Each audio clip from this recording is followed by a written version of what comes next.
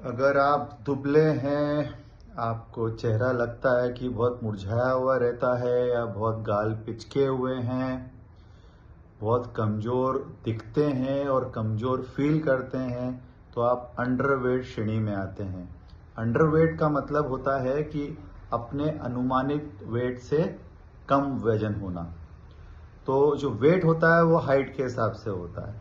जब हाइट के अनुरूप आपका वेट ना हो तो ऐसे व्यक्ति, महिला, पुरुष, लड़के, लड़की अंडरवेट कैटेगरी में आते हैं।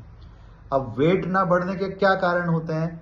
वेट ना बढ़ने के कई कारण होते हैं। सबसे पहली कैटेगरी में वो लोग आते हैं जो बहुत अच्छी खुराक लेते हैं, जिनकी डाइट बहुत अच्छी रहती है, खाने पीने में कोई कसर नहीं है।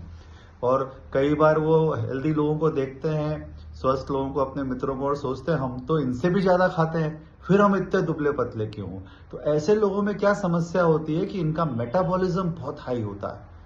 माने कि इनकी बॉडी जो भी खाते हैं वो जला देती है, उसको यूज ही नहीं करती है मास बिल्डिंग के लिए। तो ऐसे लोग कई बार ऐसे भी आते हैं मेरे पास पेशेंट्स जो 8-8, 10-10 रोटी खा रहे हैं, लेकिन वेट गेन नहीं हो रहा। 40 kilo, 45 kilo, 50 kilo weight gaining नहीं होती, जबकि खुराक बहुत अच्छी रहती है। दूसरी श्रेणी में वो लोग आते हैं जिनको भूख ही कम लगती है। अब जब भूख ही कम लगेगी तो इसमें तो कोई रॉकेट साइंस नहीं है, वेट कहां से गेन होगा?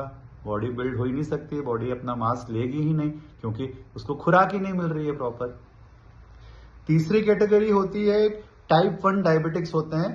वो लोग कई बार अंडरवेट होते हैं डायबिटीज के कारण। कई बार थायराइड की समस्या होती है, हाइपरथायराइडिज्म, जिसमें थायराइड एक्टिव होता है। एक हाइपोथायराइडिज्म होता है जिसमें मोटापा आ जाता है, लेकिन एक उसके उल्ट बीमारी होती है हाइपरथायराइडिज्म, जिसमें बॉडी ज्यादा थायराइड हार्मोन बनाने लगती है। तो ऐसे लोग बहुत दुबले पतले शरीर के होते हैं।